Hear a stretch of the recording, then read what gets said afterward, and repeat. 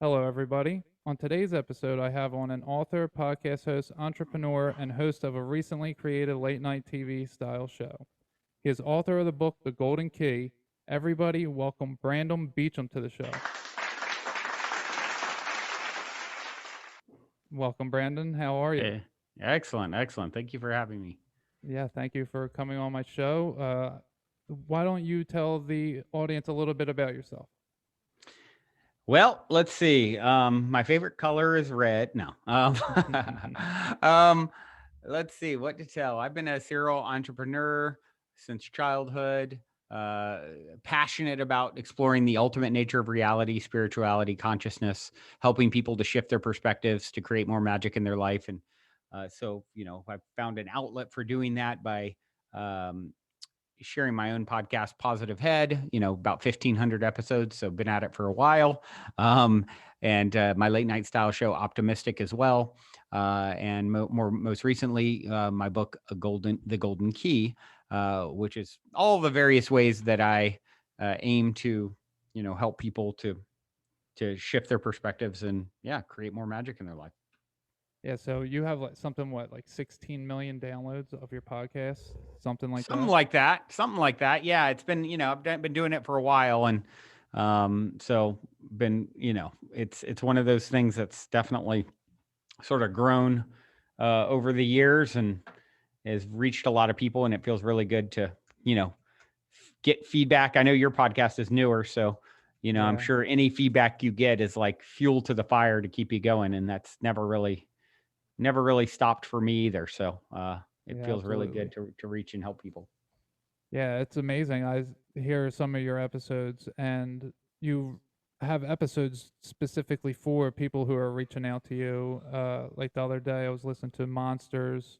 It was like episode 1200 and something, Uh huh. where and that's just so awesome that you do all of those things. That you take your time out to answer one Facebook post or one email or whatever it may be. That's really awesome that you do that. Yeah, it feels good to be able to connect with people directly and, you know, interact and co-create. I really enjoyed that process. Yeah, yeah. I love doing that with my podcast as well. And like you said, when I talk to my guests, it really motivates me more because sometimes I'll say the last few weeks, I kind of was feeling a little unworthy of, why should I have a podcast? Hmm.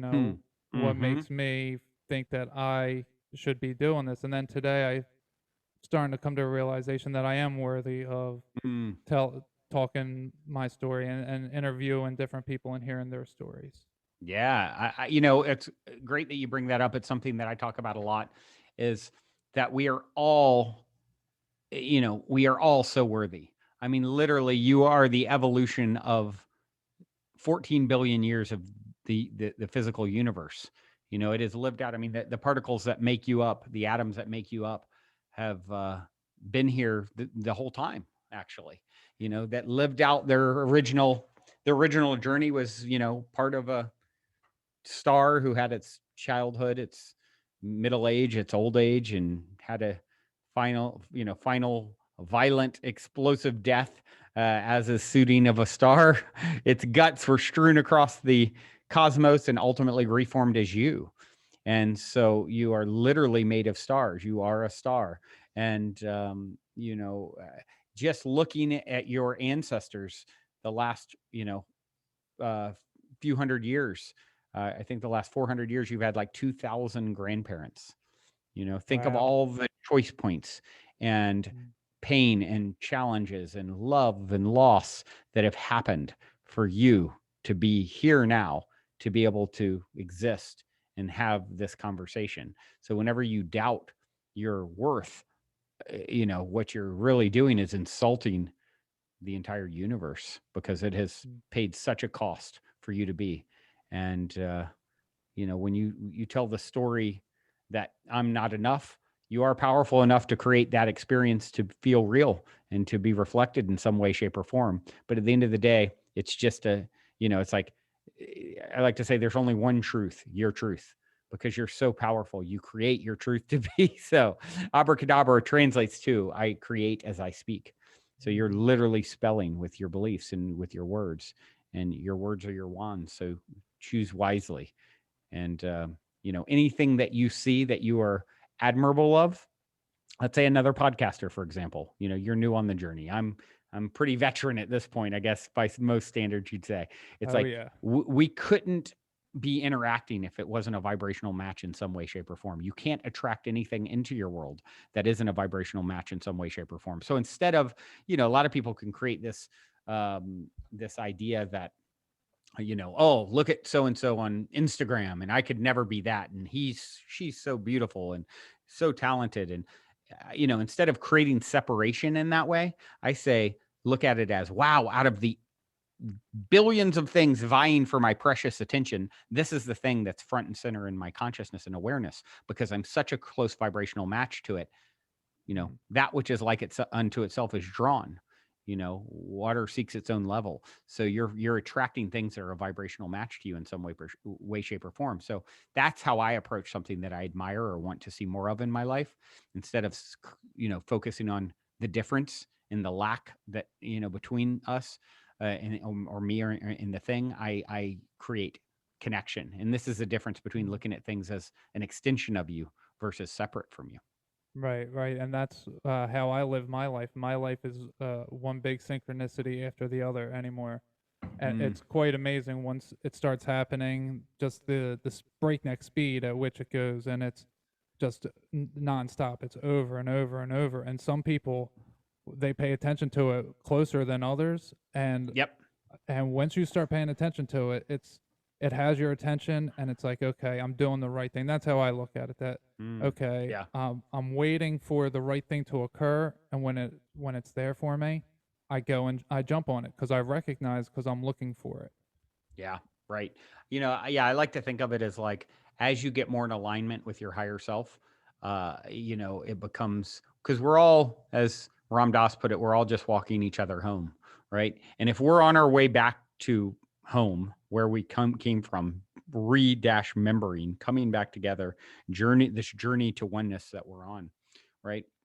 As I get closer and closer to home, things may look more familiar, and hence you notice the patterns and synchronicities. Think about it like this. Like, I live in Los Angeles currently. Well, if I'm in New York and I'm going to try and go home to Los Angeles, I may start off and hit Pennsylvania and Missouri and Kansas and all these foreign places to me that I don't really recognize much. But as I get closer to home, I start noticing signposts that seem familiar. Oh, Vegas, I recognize this. Oh, this freeway. Oh, this goes into, this crosses the California line. Oh, I recognize this. Oh, this is, oh, I know this little store here. I remember, this is only a few hours from home, and it starts looking more and more familiar as you get closer to home. So that's how I like to think of synchronicity and signs and serendipity, is as I get more and more in alignment with my home, my higher self, you start seeing the patterns and the threads of connectivity and familiarity. That's an amazing, amazing analogy that you just used. That the closer you get to home, the more you recognize. I never looked at it that way. That Thank you for that. That is Someone amazing. shared it with me not so long ago, and I would give them credit if I remember who. I've been on so many podcasts in the last 6 months or so, and someone shared it, and I'm like, oh my gosh, I love that. I'm gonna use that, and so I let me give credit to the person whom I can't name who shared that perspective with me, and I loved it Yeah, too. yeah, that's really good because I do look at my life as my vehicle, and as above, so below my vehicle. I can recognize when it's my physical body. Maybe I'll get a left tire in my work truck, and then my left foot will be hurting me. Something along those lines. It always correlates, but it's just, can I find the scale? That's how I kind of live my life instead of worrying. How I used to worry and be angry, and I had all those lower density feelings, but now I'm cleared out. Now I Yeah. have fun with life, and I think, how can I connect these two seemingly unrelated things? Yeah, yeah, that's wonderful. And that is the big part of the journey, right? In clearing it out. One of the keys in my book, the golden key, there's 8, is trust the mystery. And it's really a big part of it, is learning to just trust whatever's arising, knowing that it's, even if you can't see the full reason for it, trusting that there is a reason for it, that it's happening for you, not to you. And Right. in this way, I think once we can start to understand that we're really playing checkers from a certain perspective, from our human is playing checkers. We have expectations and aims and goals and dreams and desires based off of our information, right? But your higher self is seeing a bigger game, a bigger board. It's playing chess, right? So sometimes a chess move doesn't make sense to someone playing checkers. But if you understand that this is a dance that you're doing with higher self, you can relax into, hey, I don't know why I need this. Why is this happening for me? That's a question I'll pose. I wouldn't have chose it myself based off of my view of the board, but I will trust the mystery of that this is all happening for my good and growth. Yeah, that's when you're in something, when you don't have that mindset, and when you're in it, you cannot see what what that means. If what is happening to me is usually how everybody looks at life is, why is this happening to me? I'm a Yeah. good person. I'm doing what I can. Why is this happening to me? And instead of looking at it as an opportunity to grow, we look at it as just another occurrence in our life. Right. That's right. And I think once you start looking at it as this is happening for me and it's happening for my good and growth, to help me become the next greatest and grandest version of myself, that's when you really get on the fast track to your own evolution. It's once you understand that smooth seas never made for a skilled sailor, and you came to be a skilled sailor. So it's one of those things. It's like they did a study with trees, not a while back, where they wanted to grow trees in the perfect environment, and they took trees and they perfect water, perfect light, perfect containers, perfect soil, everything. And then they would get to a certain height and then they would just fall over and die. And they were puzzled at first by this. And then they finally realized what was missing. What was missing was wind. And wind creates friction and challenge. It makes the bark grow in a defense. It makes the roots root deep so it can stand. And so it needs that challenging wind in order for it to to grow. And that's what we're experiencing. Wow, that's amazing. One time in meditation, I experienced that trees are passing energies to each other through the wind. So it's not Hmm. necessarily the wind is moving the trees all the time. Sometimes they're just moving amongst themselves, and it appears to be wind when it's they're Wow. passing things to each other. Right. Wow. Interesting perspective and concept. And they can even see now like how trees are connected. The roots Mhm. are sending signals, and this they there's a communication happening. Even the mycelium, mushrooms, it's like there's a whole communication. It's like the nervous system of the planet, in a sense. It's like the you know the organic internet. Yeah. It's wild. Yeah, it's funny you say the organic internet because I've been talking about a little bit of simulation theory type deal, and I know a lot of people are when they first hear it, they think of computers and robotics, and Mm. we're in a day and age where we call technology computers and robotics. We call Twitter a technology, but the wheel is a technology, sliced bread is a technology. So I Mm. don't like using that term, but simulation theory, I mean, it's we're in an organic simulated reality in order to figure out how to live our life the best way or Yeah. to Right. experience what we experience anyway. Yeah, I talk about this in the Golden Key. Nick Bostrom from early 2000s, um, from Oxford, put forth a simulation argument. This idea that you know we evidence points to the likelihood that we could be in a simulation. When he talked about three different types of civilizations. One that civilization that destroys itself before it becomes post-human or Mhm. solves all the problems that you would solve to make it, which we're on the cusp of now. I think will we make it to post-human or not, to be determined. Then the second would be a civilization that makes it post-human but then opts for low technology.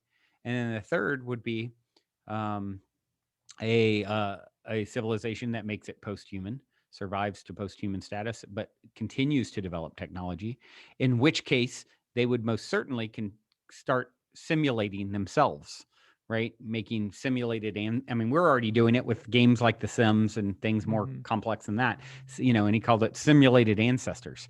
And so they would simulate themselves. And so, you know, what was interesting is he did an algorithm to trying to determine what of the three scenarios was most likely.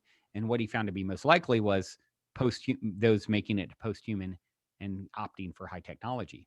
So what that tells us, and it's why you have people like Elon Musk saying, you know, 1 in a billions chance that we're in a base level reality as opposed to a simulation, because all it takes is one simulated, you know, one of these, you know, post-human high technology civilizations to create billions of us, right? I mean, we could be sitting on an Xbox 100 shelf in some like kid's room, right? It's like, so, and I think that's a little disturbing or scary to some people. But when you think of what is the point of a simulation, when you also rectify that idea with oneness. So then, okay, well, what if I'm the simulated and simulator all rolled into one? You know, I'm godding in a sense. And what is the point of a simulation? Well, if you're going to go be a fighter pilot, they're going to put you in a simulator first. Why? Because you can now get your chops down in a safer environment where the stakes aren't as high, right? If I put you right in the F-18 or whatever and send you up and you make a mistake, that's a lot worse than figuring that out in the simulator. So same kind of thing. You look at us and it's like, well, everything's made of light, just like a video game. If you zoom in, we pixelate. It's just vibrations, nothing solid.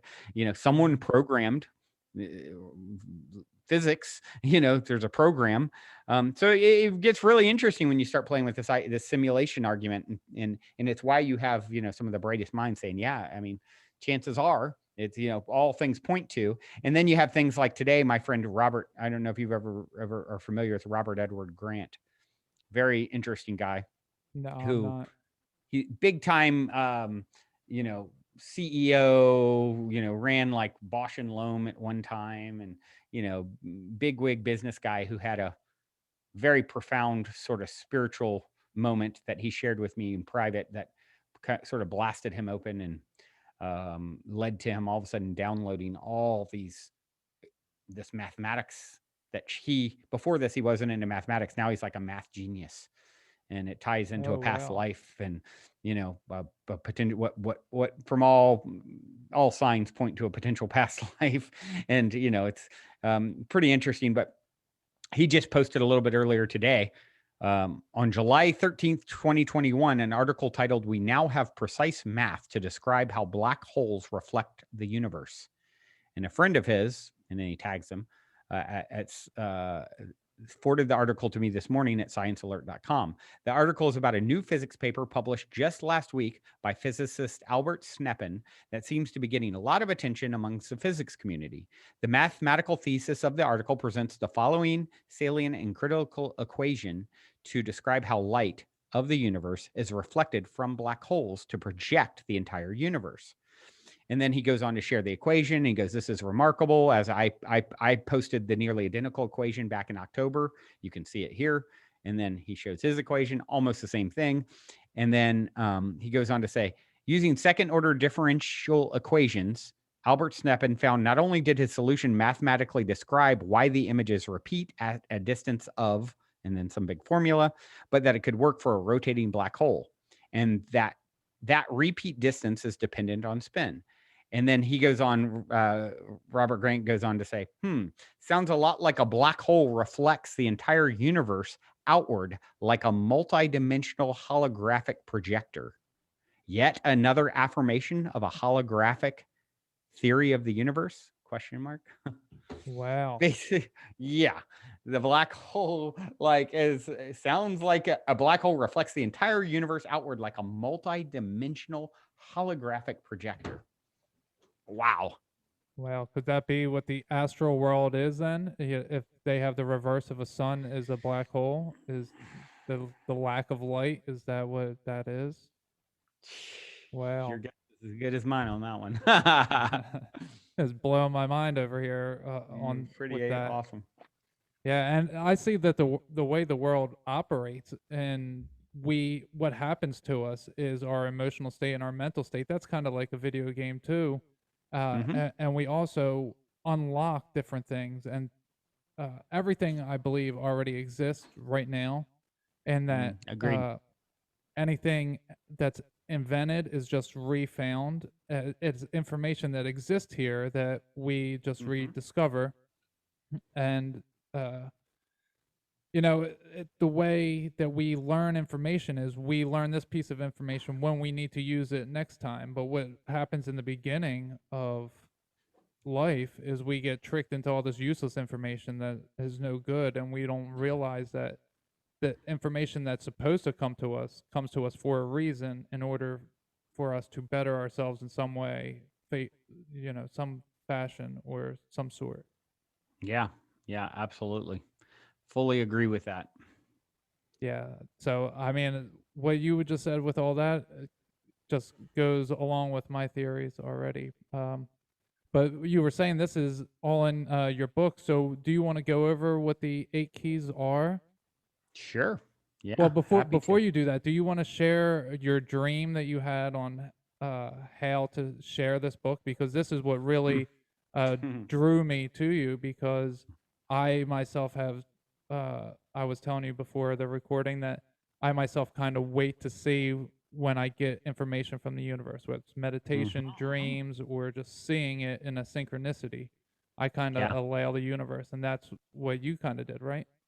Yeah. Yeah. In this case, it was August 2020. I had a dream about the golden key and sort of what the subject matter would entail and my unique way of distributing it, where I'm basically kind of gamifying giving the book away and then allowing people to opt to share it, and sharing any abundance that's generated from that process with everyone who's reading. You can learn more about it if you go to goldenkey.gift. Um, but um, so um, and for that matter, we actually, yeah, did you create a key code by any chance? No, I have not. Okay. So if you use Godcast, you can get the audio or ebook as a gift, actually, at goldenkey.gift. Just put in Godcast, that code, and you can get either or both audio or ebook. But the idea for how to do this and how I put it all together, as you'll see on the site, came to me in a dream. I got up and then was, very interested to well, what would I name this? This is a great concept. What would I name the book? And then the golden key comes to mind. So I do a search to see if I can, has anyone used this name before? And what was fascinating was is I found 100 years ago, almost 100 years ago, a guy named Emmett Fox had a short essay called The Golden Key. And when you if you read the description, it's very much similar in its gamified approach. Like, I dare you to try this and see for yourself, and kind of some of the same concepts I was going to employ. So I got chills, and of course, like, okay, this is like the 100 year later version, right? And Yeah. then I went to my friend, who's one of the most incredible visionary artists in the world, I would say, and was thinking how great it'd be to have him do the cover art. However, his artistic process is usually a pretty lengthy one. And so I was thinking, well, I'd love to have Vajra do the cover art. However, he takes a long time, and I'm trying to put this book out pretty quickly. Well, let me just talk to him and see, if there's any possibility um, of him, being able to do it. So I reach out to him and I give him my whole spiel on the dream and share how it came to me and the Emmett Fox thing and everything. And I was like, so, I'd love for you to do the cover art if it's possible. And he then replied with, well, let me now share with you my dream. And he gets out his dream journal. And I guess it's about a few months earlier, he had a dream that he was at. I have a communal property that I run in LA called the Mystic Manor. And he's like, I had a dream where I was at the Mystic Manor. And he starts reading the whole dream. And he goes, I was at the Mystic Manor and I was hunting for the key to everything. And so he Wow. goes on to share this whole entire dream with me. And he goes, so to answer your question, would I um, would I do the cover art? Well, I was so inspired by my dream at your house hunting for the key to everything months ago. I already started it back then. Wow. Wow, Yeah. wow, wow. Pretty wild, right? Yeah, synchronicity, that's way beyond the synchronicity. That's like Yeah. Yeah. Him and I've wow. had a few of those. We met through I own one of his paintings and it came in a really similar fashion where, I asked him to let me make payments on it. He said, no, I don't know you and I don't trust you enough to give you my original painting that's $7,000, for in this way. And I said, well, I dare you to play a game with the universe and ask for a sign and see what happens. And he said, yeah, whatever, dude, and I'm like, I'll never hear from this guy again. Well, he did it. And he said, because of the piece, it's called the Demiurge. If you look up the Demiurge by Vajra, Vajra, and then Demiurge. Demiurge, according to Platonic philosophy, is the creator being that emerged from the void to bring order to chaos of creation, right? It's like, and so this Demiurge painting is so amazing, and I wanted it, but I needed him to work out payments, and he was like, no. And I just challenged him to ask for a sign. I was like, I do that sometimes, and you can get surprising results. And so he didn't seem like he's going to do it, but I guess he's like, okay, well. After he hung up with me, he goes, well, this thing is very cosmic looking. I'd like to see or hear a UFO, see a UFO, and that'll be my sign within the next 3 weeks or whatever it was. And he went about his life, didn't see a UFO. Then about a week after the expiration date, right, he gets invited to live paint at an event called Disclosure Fest in LA, which is all about UFO disclosure. Mhm. And he sees a UFO. A bunch of people saw a UFO at Disclosure Fest. There's some crazy pictures from it, actually. And he goes, oh man, here's a UFO, but it's like, a week or so after the date I had set, But then turns out we had a mutual friend that I had run into the day before Disclosure Fest who started showing me some prints he was going to put up in his house. And I said, oh, that looks like Vajra. I was going to get a painting from that guy, but he didn't trust me to do it. He's like, oh, I know Vajra well. Let me talk to him for you. So the day he sees the UFO at Disclosure Fest, our mutual friend Shane is in town in LA from Bali and says, oh, by the way, Brandon, Beachum, yeah, dude, he's one of my best friends. You can totally trust him. So he took that as his sign. I ended up getting the Demiurge painting from him, which led to a great friendship, which then led to him being the first artist on my late night style show, Optimistic, TV style show, Optimistic, which people can check out at optimistic.tv. If you go to episode 1, part of it's like I do an opening monologue, and then there's a visionary artist live painting behind me, and then I step over and they tell me about their piece. Then, an interview, then retreat guests that have been there for a week come out on stage and share for a minute, and then a music performance. That's the kind of format. So episode 1, live painter, Vajra, my friend, and he ended up curating all the visionary artists and all the visionary art at my property too. We got to be close friends. Well, I happened to book a random woman as the live musical performance named Magica Om on that performance. Vajra had just gotten out of a 10-year relationship. They met that night, fell madly in love. A few months later on 11/11, they got married at the Mystic Manor. And so that's all the goodness that has come from him trusting and, asking for that sign and then trusting led to this Oh, great friendship and so much benefit in both our lives. wow, that's amazing. And it sounds like the universe kind of mocked them, like, "Oh, we're past your expiration date." Yep, yep, Do you run the world? And he was like, "Nope." yep, yep, yep, yep, Wow, yep. Pretty that cool. is Pretty inspiring, huh? yeah. And get married on He met 11/11 his wife because of it. at the Mystic Manor. Uh-huh. The Yep. whole mystical realm between you two. That's amazing. Me and him together is like, it creates some magic for sure.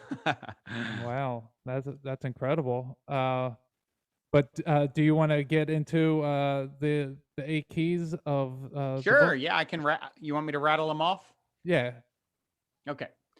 So these 8 keys, by the way, the book is The Golden Key, Modern Alchemy to Unlock Infinite Abundance. And speaking of synchronicity, I just kind of laid out the keys that I've come to in my own life over 25 years of deep exploration around this subject of the ultimate nature of reality and what's worked for me through a lot of trial, error, and exploration. And I landed on 8 keys randomly. What I found out after the fact, talking to my brother and saying, "Oh yeah, my new book's coming out. There's 8 keys." Um, he's like, he lives in Irvine, California, where there's a large Chinese population, and he lives in a like high-rise condo, and he's like, "Oh, all the Chinese people in my building fight to get on the 8th floor because that is the symbol for abundance in Chinese traditional and modern culture, because it sounds phonetically similar to the word for wealth." And so, I thought that was really cool because it's all about abundance. And so I landed on 8 keys. And the first key is see the oneness. The second key is know the illusion. The third key is focus your flow. The fourth key is align your intentions. The fifth key is be. The sixth key, trust the mystery. The seventh key, love what comes. The eighth key, the golden key that ties them all together, master the YOU, master the universe. Boom. That is exactly what it is, and it's so funny that you have that, and that's the things that I've been teaching myself. I learn from the universe in meditation, or in synchronicity, and I'll learn something from somebody, in conversation, and then 2 days later I'll see something on YouTube, and then the next day I hear it again, and it's just like those types of things happen, or it'll be one piece, and then the next piece of the puzzle, and then the next piece of the puzzle. So I've learned all of those different things in my own way, and it does tie it all together. The master of the universe, and I tell Mm. my girlfriend this. It's kind of like the golden touch. If Mm-hmm. the Midas touch, if you can make yourself golden, then that means every relationship you have will be golden, which will at least give that person a little bit of gold, which they can then translate themselves. And it's all like it's alchemy. It's alchemizing the iron to gold and the Yeah. mastering of the universe, the golden key. It's beautiful. Yep. Yeah, it really is. It's once you start, looking at it as like, hey, if I'm in my own private universe and it's all reflecting me back to me in some way, shape, or form, what is this showing me about myself? What is this telling me? How can I, it's like I like to say is, spiritual alchemy is the art of sifting and shifting perspectives until love emerges. How can I take this challenge into navigate it into a loving zone, and an understanding, and can I be the space for this, as Eckhart Tolle says. And um, it's really just such a beautiful, graceful way to live your life. And it doesn't mean you don't have the moments of kicking and flailing and screaming, and, but they last shorter and shorter and shorter and shorter, because I can't go too far down that road without being like, okay, Brandon, you're reacting, but guess what? This is medicine. Yeah, all medicine doesn't taste good. All growing pains can hurt, and I trust this. I trust the mystery. I trust the process of what's unfolding for me. And that really, once you get there, and it's one thing to talk about all this stuff, theoretically, and it's another to live it when the going gets tough, right? Mike Tyson said it best: everyone's got a plan until you get punched in the face.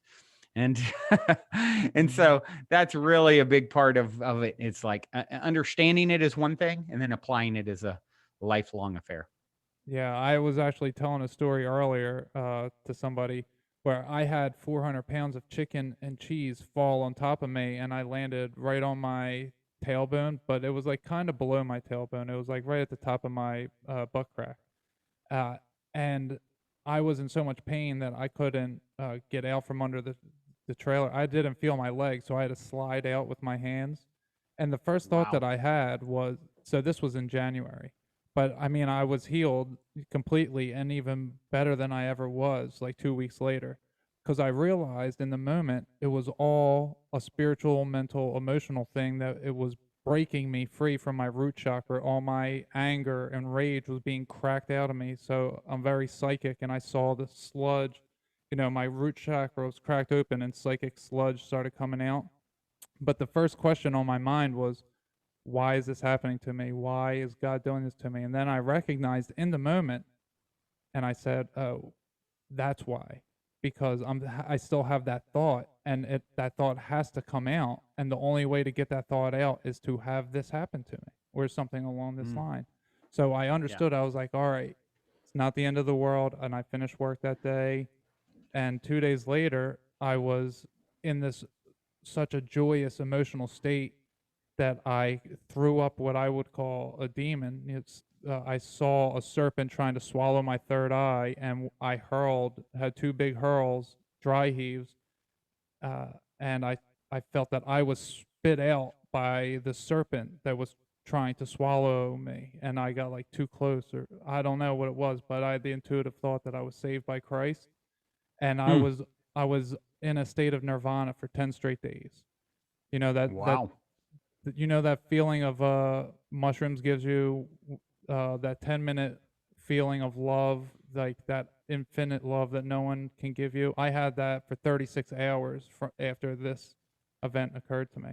But and it Wow. all stemmed from that injury. And had I moped and said, that's not fair, I've been being a good person, why is this happening to me? If I would have went that route, I wouldn't Yep. have had that beautiful sensation occur. Right. Right. Yeah. There's a great book called Oneness by a channeled material by Rasha, and I love that book. I see it as kind of the guidebook for ascension, if you will, as we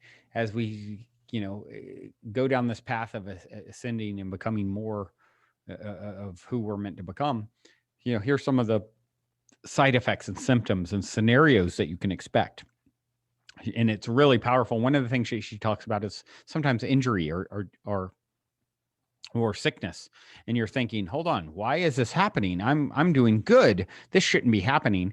And she actually spins it a little differently, like, actually, that's precisely why it's happening, because you're in a state where you're ready to release that pent up thing and energy. You're able to transmute it. You can handle, you know the dis-ease leaving the body. And she goes, and so a lot of times these things will come up and they'll pass quickly, and it's just like it's something that's energetic, that you're ready to release. So it comes out in a way that you could have you guessing, like, hold on, what am I doing wrong? But it's not that you're doing anything wrong, it's that you're doing something right.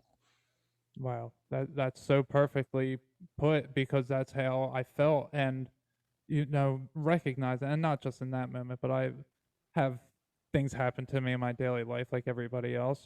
People cut me off, all those types of things, and I have stuff spill all over me. Like today, I had a ton of sour cream spilled all over, and it was all over me, and I could have Chicken, cried about cheese, it. sour cream. You're like a delicious taco or something. Yeah, I deliver Hispanic restaurant supplies to Okay. Hispanic It's restaurants. starting to me. Okay, it's all starting to come together. I got it. Yeah. I got attacked by 77,000 pounds of tortillas last Thursday. Oh yeah, I mean sometimes we go through it, but Yep. but it's funny. I don't complain about it like I used to live my life. I would complain about everything, and just to Yep. whoever was listening. And I called Yep. myself a realist. I wasn't a pessimist, Mm, and I mm. was like, oh, being an optimist, that's not real. That's not. Yeah.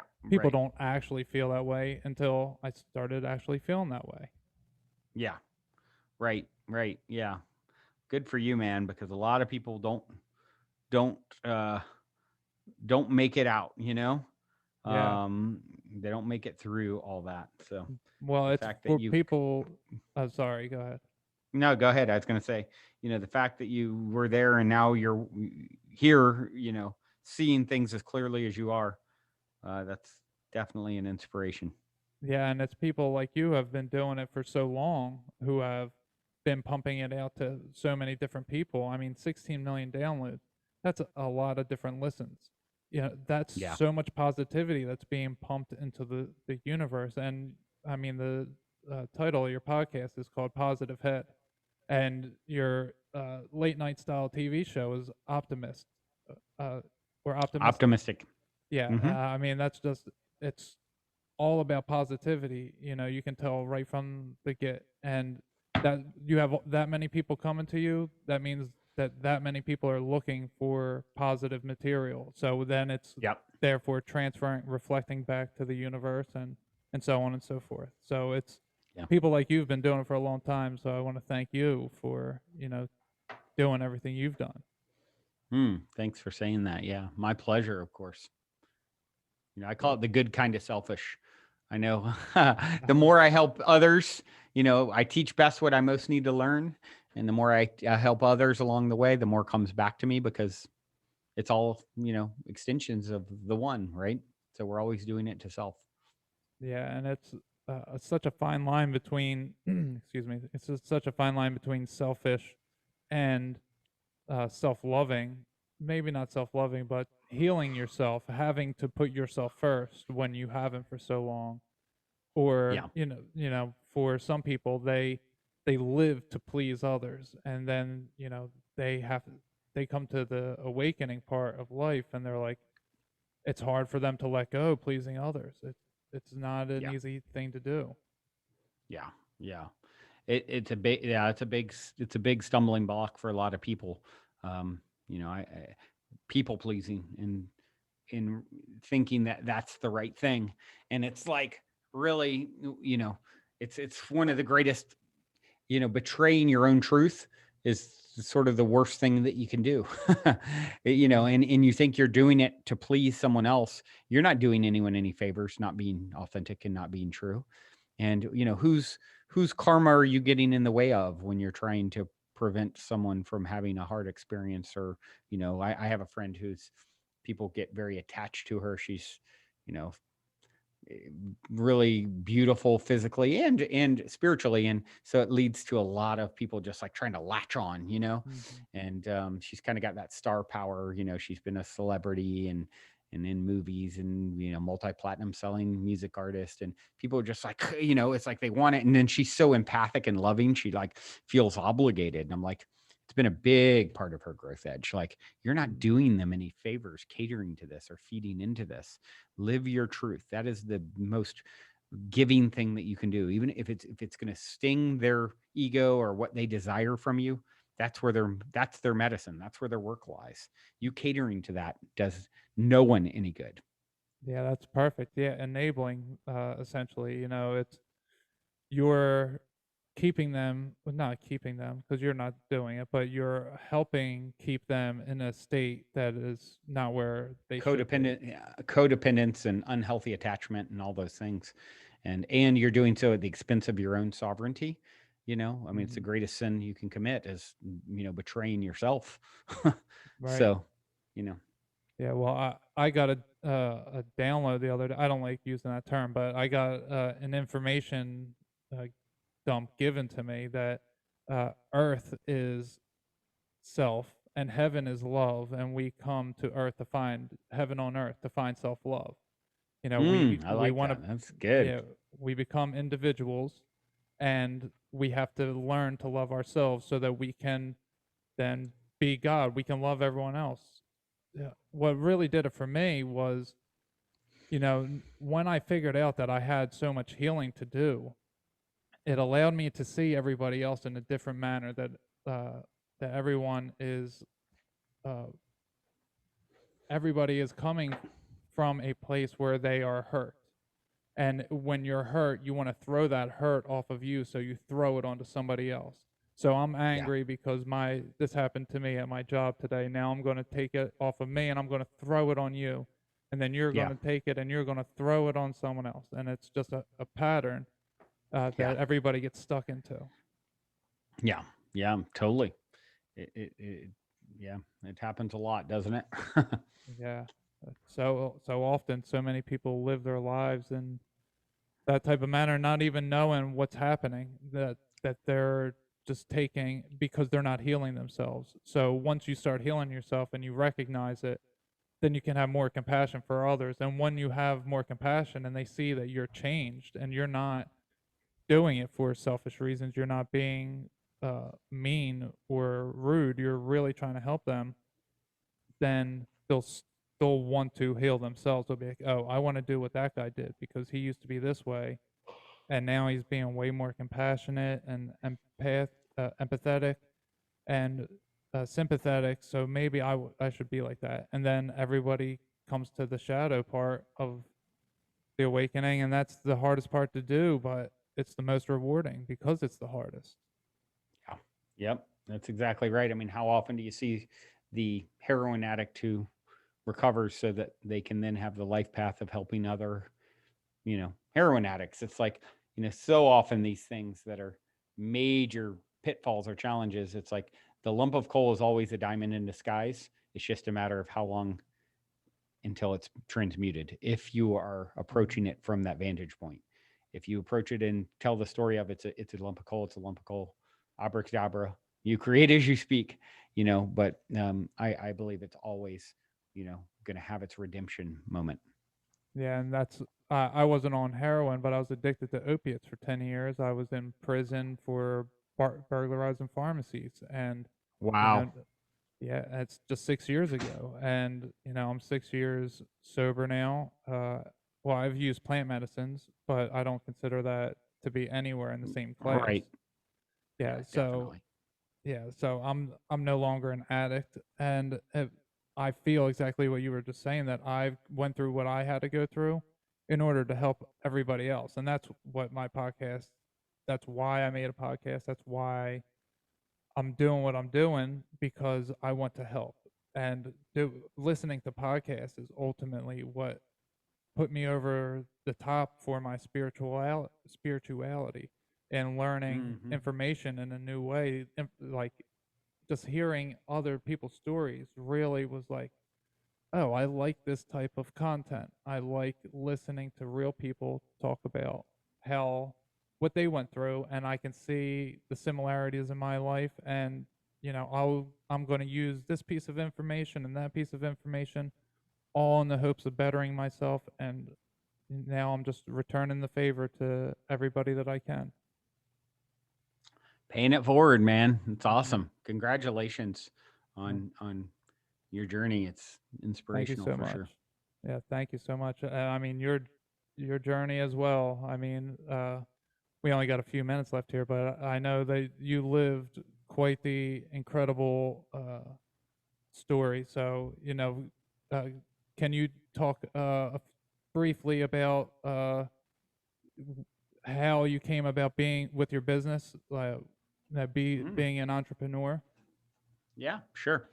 Yeah, I've been a serial entrepreneur my whole life, and so I, I had um, a failed attempt. Well, I use the word fail loosely. Let's say a learning with the launch of a business, and I hit a lot of frustration with it because of lack of financial resources.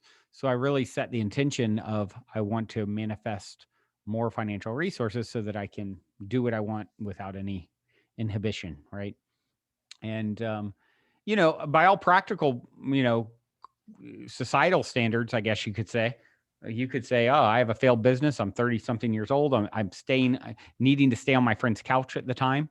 And you could tell the story that I'm not a success, but I understood that it was happening for my good and growth, and not happening for me, not to me, and it by no means defined me.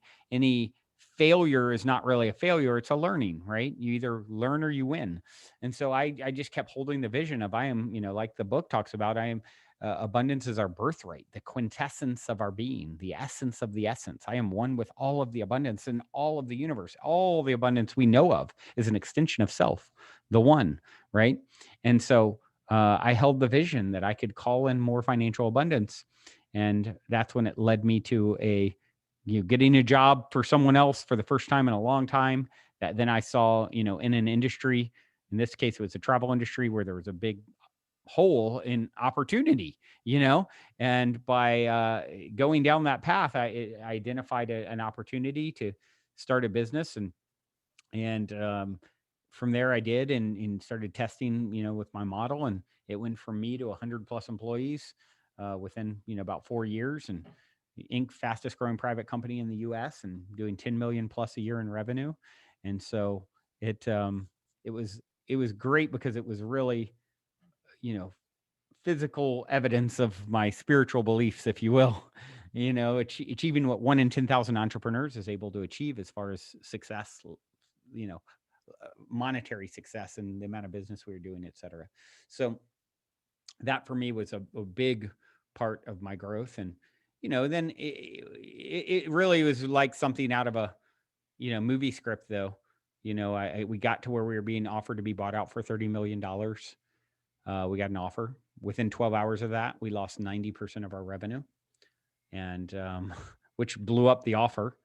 Then I found out I started the company, and it was me and my brother, and then my best friend, and then a fourth partner. And found out the third and fourth partner were trying to steal what was left from me and my brother after essentially push us out, if you will. After getting hit by the asteroid of losing 90% of our revenue.